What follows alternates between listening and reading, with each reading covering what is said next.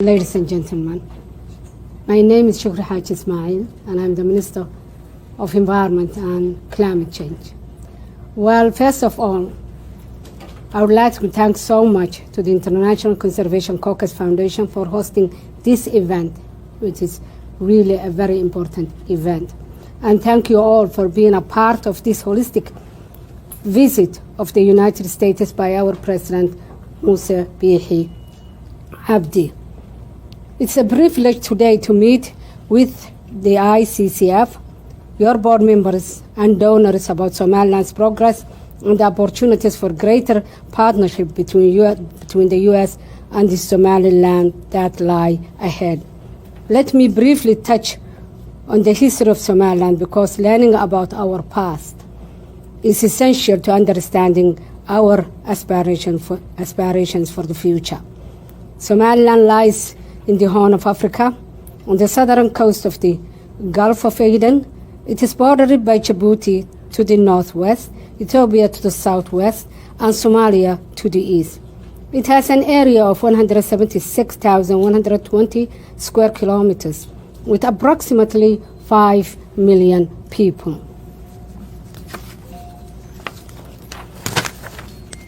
Somaliland gained its freedom from Great Britain in 1960 and soon afterwards formed a union with the former Italian Somalia. But after 30 years of strife, we reclaimed our sovereign status in 1991. Since then, we have built a democratic system of government, advanced economic growth, and ensured the security of our people. Despite lacking recognition as a sovereign nation, our location in a difficult neighborhood. Our location is in a difficult neighborhood. It has been nearly 10 years since the delegation of this nature visited the United States. Since that time, the geopolitical environment in the Horn of Africa has evolved considerably, bringing Somaliland's interests and U.S. interests further and further into alignment. One of these areas of alignment is a shared recognition of this importance of conservation and environmental protection. Somaliland's climate and unique challenges. Somaliland is blessed with a diverse ecosystem, home to many species of wildlife and vegetation, large mountain ranges, and more than 850 kilometers of coastline with pristine beaches, coral reef, and rich marine life. Unfortunately, Somaliland faces serious environmental and conservation challenges.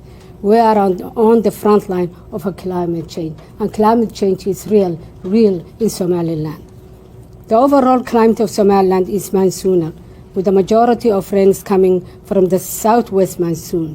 We are suffering from a prolonged drought that over the past few years have killed over 70% of the area's livestock, a major export and critical sector for the country's economy. Today, as I'm talking to you, 810,000 people are in need of urgent assistance. We are coping with a serious water shortage, malnutrition, and food insecurity, which has also fueled internal migration. Despite facing a number of challenges, including limited government resources, lack of direct aid, decentralization of environmental governance, and donor funds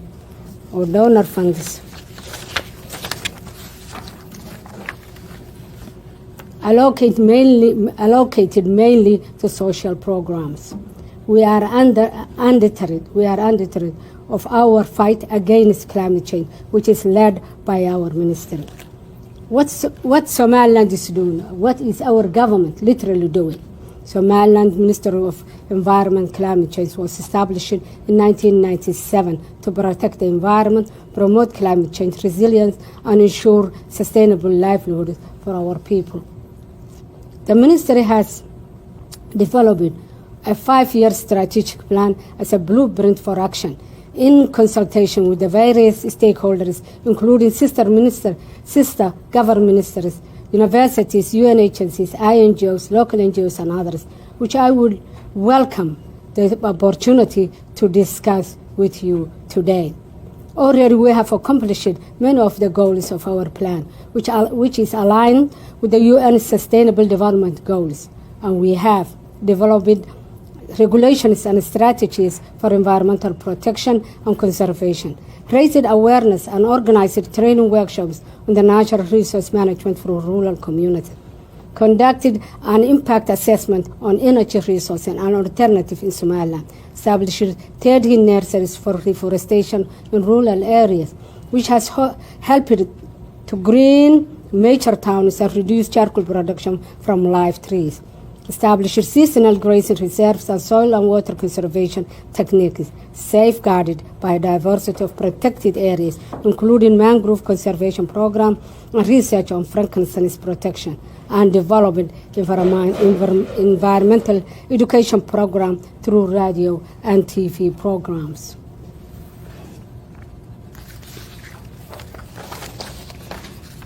Somalia is also playing a crucial role to curb cheetah smuggling in the Horn of Africa, which is a major transit route for wildlife traffickers seeking to access market on the Arabian Peninsula. When we began this work, cheetah population in the region were dwindling. In the past several years, Somaliland has worked closely with the international wildlife organizations, including the Cheetah Conservation Fund and other international partners, to save and rehabilitate these precious animals. The cheetah sanctuaries and wildlife refuge created through our partnership with CCF have played a significant role in rebuilding cheetah population in our country.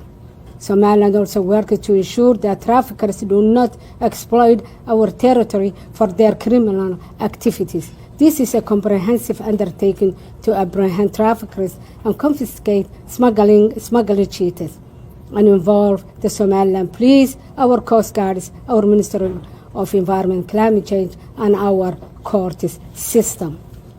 Starting with the region's first cheetah smuggling conviction in 2018, law enforcement officials from Somaliland have enhanced anti-poaching methods to protect wildlife. And vigorous prosecutions following arrests have ensured that smugglers are held accountable. Conclusion. The challenges I have discussed are just some of the many areas where I believe the opportunity exists to expand and forge new partnerships. This is why our delegation is here in Washington this week to meet with allies like all of you and leaders in the Biden administration, Congress, and civil society. We seek a strong and enduring partnership with the United States. There is so much that we can accomplish together, from reforestation to water harvesting and dams construction for drought mitigation, and to support the pasture releases and improved health services for livestock, to rangeland resource rehabilitation and the restoration of previous grazing reserves, to the promotion of alternative energy resources. So I look forward to discussing how together we can advance these shared priorities. I would also like to invite all of you to visit Somaliland to see firsthand the many opportunities we can unlock with your support. Thank you again to ICCF for hosting this luncheon, and to your board and donors for all that you do to support conservation and protect wildlife around the world. Thank you so much.